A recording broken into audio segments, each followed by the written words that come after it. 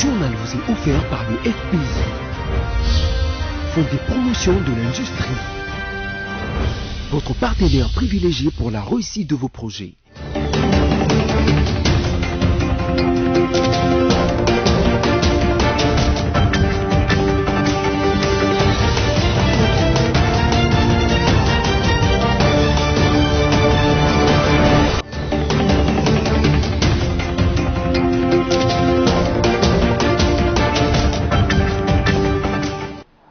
C'est l'heure du journal sur votre chaîne, mesdames et messieurs, bienvenue et voici le titre.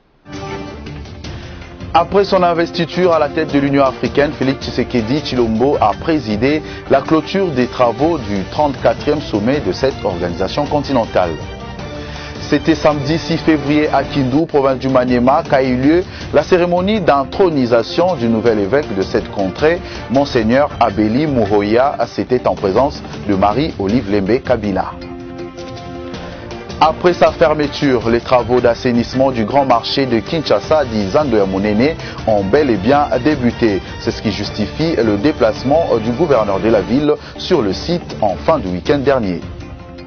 Encore une fois de plus, bienvenue si vous nous rejoignez depuis Addis Abeba, capitale éthiopienne. Le chef de l'État congolais, Félix-Antoine Tshisekedi, actuel président en exercice de l'Union africaine, a présidé le 34e sommet ordinaire de chefs d'État de cette organisation. En retour sur ce qu'a été le 3e jour de travaux du 10 sommet dans ce commentaire de Christelle Genda. Le 34e sommet ordinaire de chefs d'État de l'Union africaine, présidé par le Congolais Félix-Antoine Tshisekedi Tshilombo, a clôturé ses travaux en début de soirée du dimanche 7 février de l'année courante. Ce sommet a porté essentiellement sur 4 principaux dossiers, à savoir la lutte contre la Covid-19 sur les continents, la réforme institutionnelle de l'Union africaine, la mise en œuvre de l'ASLECAF, ainsi que la réalisation des activités liées au thème de l'année 2021. La réponse de l'Union africaine à la lutte contre la Covid-19 a été l'un des points ayant fait l'objet d'échanges entre les chefs d'État. Ils ont non seulement examiné, mais aussi adopté le rapport qui leur a été présenté par les Sud-Africains Cyril Ramaphosa, que le Congolais Félix Tshisekedi qualifie de champion de lutte contre la Covid-19 en Afrique. Par ailleurs, l'Assemblée a approuvé le dit rapport des envoyés spéciaux sur les activités de lutte contre ces fléaux et les travaux effectués par la Task Force africaine, groupe nouvellement créé pour l'acquisition des vaccins, a indiqué le président en exercice. Ajoutez à cela le principe de renforcement et d'autonomisation du Centre de prévention et de contrôle de maladies infectieuses a été adopté en accordant les pouvoirs nécessaires à ses dirigeants. Félix-Antoine Tshisekedi Tshilombo, président en exercice de l'Union africaine, a profité pour l'occasion de remercier le président du Tchad, le maréchal Idriss Déby, pour avoir accepté d'accueillir en N'Djamena le 35e sommet de la dite organisation qui se tiendra au mois de juillet prochain. Et puis au Sénat, le président sortant de la Chambre haute du Parlement, Alexis Tambwe Mwamba, a été notifié par le bureau d'âge de cet organe, lui demandant de procéder à la remise et reprise prévue demain mardi entre les deux bureaux. Commentaire. Après la démission d'Alexis Tambwe Mwamba de la tête de la Chambre haute du Parlement, sous l'effet des pétitions initiées contre lui, le bureau d'âge du Sénat lui a écrit pour lui demander de procéder à la remise et reprise ce mardi 9 février à 10h. Oui, le document est authentique. Je l'ai signé, a confirmé Léon Mamboleo, président du bureau d'âge. Il est à noter que le président sortant, Alexis Tambwe Mwamba, a démissionné avec 5 autres membres de son bureau. Seul le premier vice-président, Sami Badibanga, reste en fonction, la pétition qui les visait ayant été rejetée par une mention incidentielle. Dans le chapitre de la santé, on parle Covid-19 en République démocratique du Congo. Pour la journée de dimanche 7 février, 72 personnes nouvellement infectées ont été enregistrées sur l'ensemble du pays. Parmi ces cas, la capitale Kinshasa compte à elle seule 43 cas de contamination. Alice Kabangou pour les commentaires. D'après le rapport du secrétariat technique du comité multisectoriel de la lutte contre la Covid-19 du lundi 8 février, 72 nouveaux cas ont été confirmés au pays pour la journée de dimanche 7 février. 43 de ces 72 cas supplémentaires sont de la ville de Kinshasa, l'épicentre de la pandémie de la Covid-19 en République démocratique du Congo, 26 du Haut-Katanga, 2 du Sud Kivu et 1 au Nord Kivu. À ces jours, le cumul de cas depuis la déclaration officielle de la Covid-19 en RDC le 10 mars 2020 est de 23 671 cas, dont 23 670 confirmés et improbables. D'après le même rapport, aucun nouveau malade n'a été guéri. En outre, le ministre de la Santé, Eteni Longondo, a affirmé le vendredi 5 février que le gouvernement congolais s'apprêtait à vacciner la population contre la maladie à Covid-19, dont le nombre de nouveaux contaminés augmente du jour en jour. Toujours Covid-19 en République démocratique du Congo, annoncé par le ministre national de la Santé, le docteur Eteni Longondo, l'administration dans les prochains jours du vaccin contre ces fléaux a suscité quelques réactions des Congolais, en particulier les Kinois. Sami Bosongo et Généros Essengo étaient sur l'avenue de l'OUA dans la commune de Ngaliema pour recueillir les avis de certains d'entre eux. Suivez.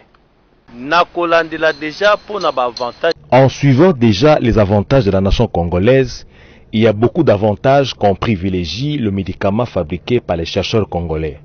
Donc, si on utilise ces médicaments, ce sera pour la promotion et les avantages du pays. Cela est important car il est affirmé qu'en toute affaire, il est question d'intérêt et dans cette logique d'intérêt, on ne tient compte que de ce qui va dans le sens de ces intérêts. C'est cela qui doit être fait. Si le ministère de la Santé se propose seulement d'agir dans le sens des intérêts des fabricants du vaccin, on sait que ces gens vont s'enrichir sur le dos des Congolais. En cette matière, l'État doit faire l'équilibre.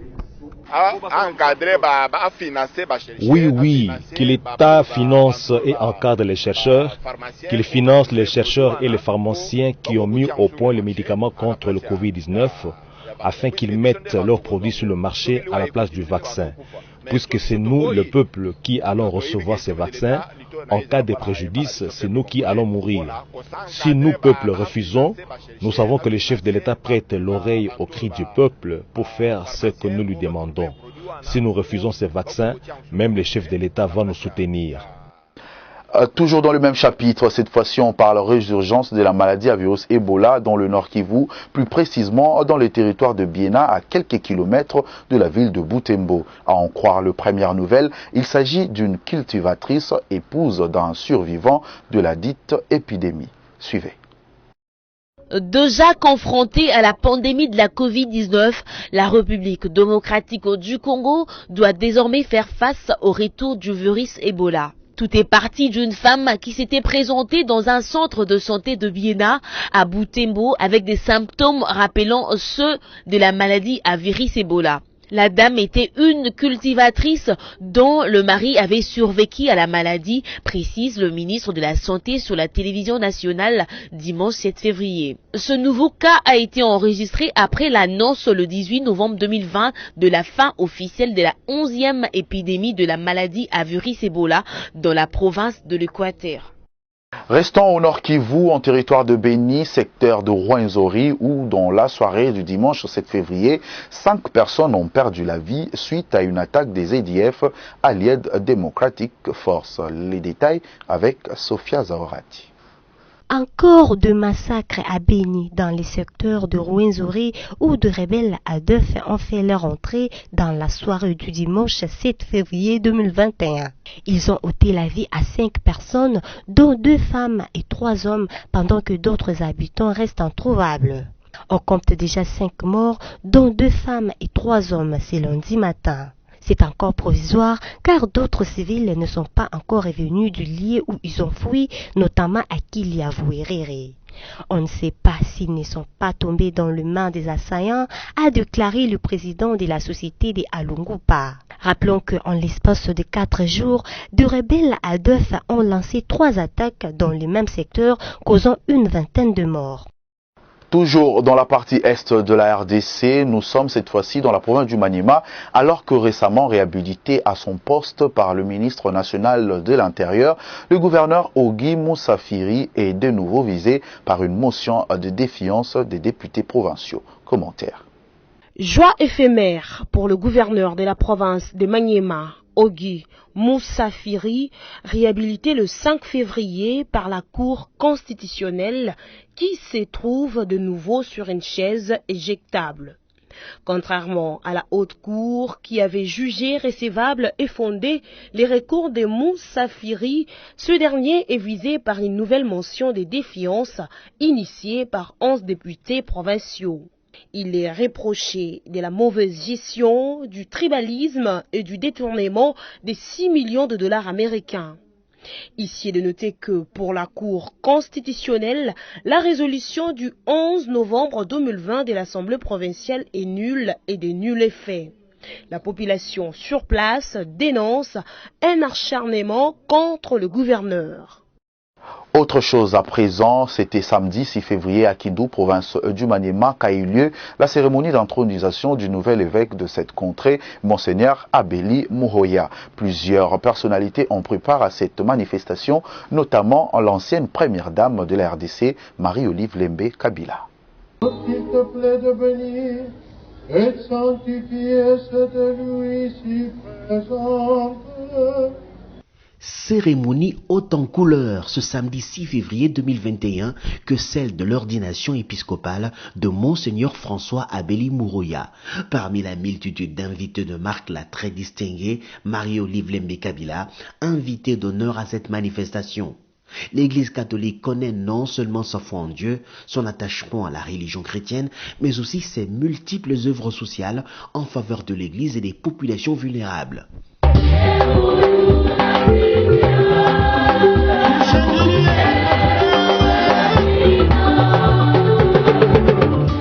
Il s'en est suivi la très longue cérémonie d'ordination officiée par le représentant du Saint-Père, le pape François. Pour ce dernier, le nouvel évêque doit prôner la paix, la réconciliation, loin du tribalisme, la justice et l'amour du prochain, les vertus qu'a toujours soutenues Marie-Olive Lembe Kabila.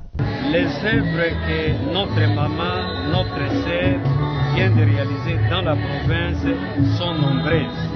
Entre autres, la construction des écoles, des orphelinats, des champs et de maïs. Elle est en train d'offrir beaucoup à manger et aux prisonniers et aux enfants orphelins. Mwana mboka pe asali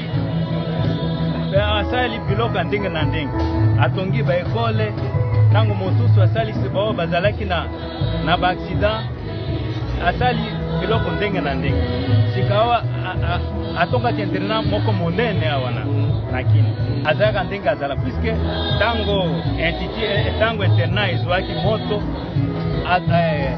atindaki aide azeka lokola azalaka. Marie-Olive Lembe Kabila, fervente chrétienne catholique, sait qu'en honorant les bergers choisis par le Très-Haut, cela revient à honorer l'Éternel, comme quoi celui qui demeure sous l'abri du Très-Haut repose à l'ombre du Tout-Puissant. Revenons à Kinshasa pour parler société. Après sa fermeture, les travaux d'assainissement du grand marché de Kinshasa, dit Zandoya Mounene, ont bel et bien débuté. C'était la raison du déplacement sur le site en fin du week-end dernier du premier citoyen de la province capitale Kinshasa, Jantini Ngobilambaka, pour palper du doigt l'avancement des travaux. Commentaire. C'était en début d'après-midi du dimanche 7 février que le numéro 1 de la ville de Kinshasa, Jantini Ngobila, a foulé ses pieds dans différents marchés de Kinshasa pour inspecter les travaux d'assainissement. Au marché central, Jantini Ngobila est allé voir l'avancement des travaux d'assainissement du marché central qui prennent aussi en compte les dégagements des avenues voisines au marché central, notamment Louvois, Loya, Kato et d'autres.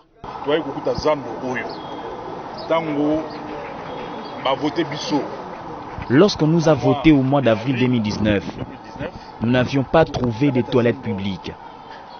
Nous avons fait un effort de construire des installations sanitaires. depuis que nous sommes à la tête de l'hôtel des villes, moi les gouverneurs, je n'ai vu aucun financement en provenance du marché central pour son assainissement. Les vendeurs du marché central ont des associations. En réalité, ce ne sont pas des syndicats. Ils ne font pas presque des lobbies. L'avenue Louvois, Kato, Itaga, Loa et Plateau, toutes ces avenues sont devenues de marchés et dont l'insalubrité. Les gens vendent ainsi. Est-ce comment nous devons gérer ces pays?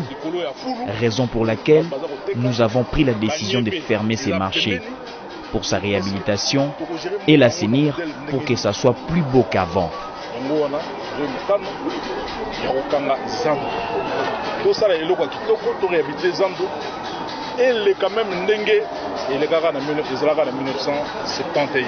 Du marché central, le gouverneur Gentini Ngobila s'est rendu dans les marchés provisoires d'Itaga et des Cabinda, créés pour accueillir les commerçants venant du marché central de Kinshasa. Là aussi, il a reçu des informations sur l'évolution des activités commerciales. Une autorité doit toujours être sur terrain pour faire le constat d'assainissement pour que la population soit derrière elle. Une autorité ne doit pas rester au bureau sous la climatisation, mais elle doit être sur terrain. En tout cas, nous sommes dans la liesse de voir le gouverneur Gentini Ngobila. Ensuite, le premier citoyen de la ville a bouclé sa tournée par les marchés Somba Zigida en pleine construction par une société chinoise. Au dire des Gentini Ngobila, la deuxième phase consacrée à la réhabilitation sera amorcée dans quelques semaines. Il a relevé à ses propos que les travaux prendront environ 15 mois. Télévision numérique terrestre. Dans ce journal, une vingtaine de chaînes de télévision non en règle avec le droit d'exploitation du trésor public ont été déconnectées du bouquet de la télévision numérique terrestre TNT. Annoncé par le ministre de la Communication et Médias, cette décision intervient après plusieurs moratoires lancés à leur endroit. Suivez. Il l'avait annoncé à la mi-janvier, David Jolino Makelele, ministre de la Communication et Médias, a mis à exécution sa menace. Les dimanches 7 février 2021, une vingtaine de chaînes de télévision non en règle avec l'État ont été déconnectées du bouquet public. La plupart d'entre elles n'ont jamais payé le droit d'exploitation dû au trésor public et ne détiennent aucun document malgré plusieurs moratoires leur lancés. Ce processus de déconnexion de chaînes non en règle va se poursuivre ce mardi 9 janvier 2021. Et puis en sport, le dimanche 7 février reste à jamais dans les annales du football africain comme la date où le Maroc, pour la seconde fois d'affilée, a soulevé le trophée du CHAN organisé au Cameroun en battant le Mali par 2-0. Sami Bosongo pour le détail. Au départ, 16 prétendants pour le trophée du CHAN Cameroun 2020 qui s'est disputé du 16 janvier au 7 février 2021 à cause de la Covid-19. C'est au finish le Maroc qui s'est approprié la coupe mise en jeu à cette 6e édition du championnat d'Afrique des Nations. C'est au terme de la finale jouée dimanche 7 février à Yaoundé qui a vu les Lions d'Atlas l'emporter sur les Aigles du Mali à prime par 2-0. Après une première mi-temps équilibrée et sans but, le Maroc a marqué les 2 buts de la rencontre sur des coups d'épée de coin à la 68e minute par Soufiane Bouftini et à la 79e minute par Ayoub El Kaabi. Si le Mali a échoué de nouveau sur la dernière marche après sa première finale perdue en février 2016 au Rwanda face à la RDC, le Maroc en était à sa 2e finale de suite remportée. Il est devenu ipso facto le premier pays africain à remporter 2 éditions consécutives du championnat des nations africains. Le Maroc s'est distingué avec la meilleure attaque, la meilleure défense, le meilleur gardien et le meilleur buteur à cette 6e édition du CHAN. Restez avec nous, l'actualité se poursuit avec la revue de presse.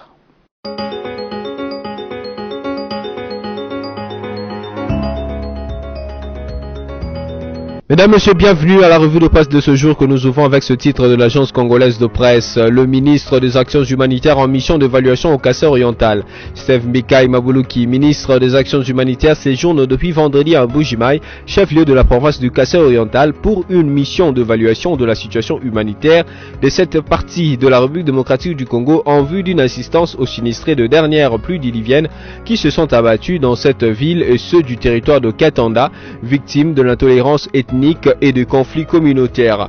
Poursuivons avec Forum des As qui note en grand titre: à la suite de la faible mobilisation de ressources, du déficit de légitimité lié à l'élection de décembre 2018, l'atteinte du bien-être social en RDC est l'heure selon Muzito. Il n'y a pas un sans deux. Après son premier séminaire essentiellement basé sur l'actualité politique du pays, le parti Nouvel Élan d'Adolphe Muzito récidive. Cette fois-ci, les centres d'intérêt changent, à savoir l'évaluation de la situation économique actuelle de la RDC. Pour une thématique comme celle-ci, le président de Nouvel Élan, en véritable croqueur de chiffres, ne cherche pas des actes de langage.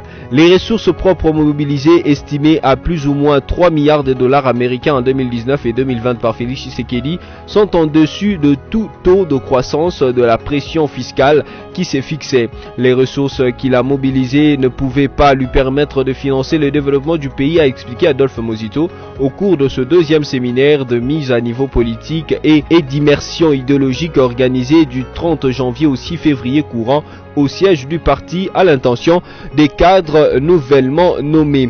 Bouclons cette revue de presse, mesdames, messieurs, avec ces titres du site d'information okapi.net. Équateur, le vol d'enfants refait surface à Mbandaka.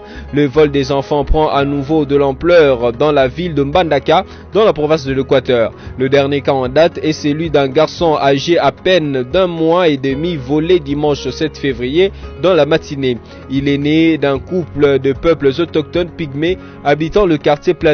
Les bébés Jean vivaient avec sa mère et ses 2 frères aînés. Selon Idan Saka, la maman de 3 enfants, une dame s'était invitée dans sa maison sous prétexte de surprendre son mari qui prenait la bière avec une autre femme. C'est tout pour cette revue de presse et merci de l'avoir suivi.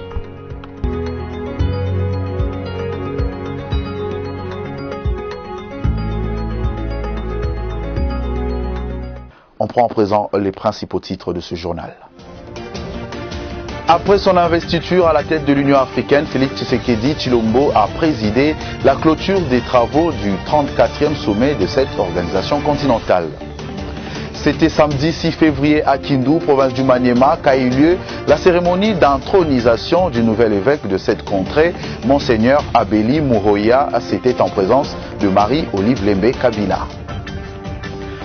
Après sa fermeture, les travaux d'assainissement du grand marché de Kinshasa, dit Nzandoya Munene, ont bel et bien débuté. C'est ce qui justifie le déplacement du gouverneur de la ville sur le site en fin de week-end dernier. Vous l'avez bien compris, mesdames et messieurs, c'est par ici que ce journal se boucle complètement. Restez en bonne compagnie de nos programmes.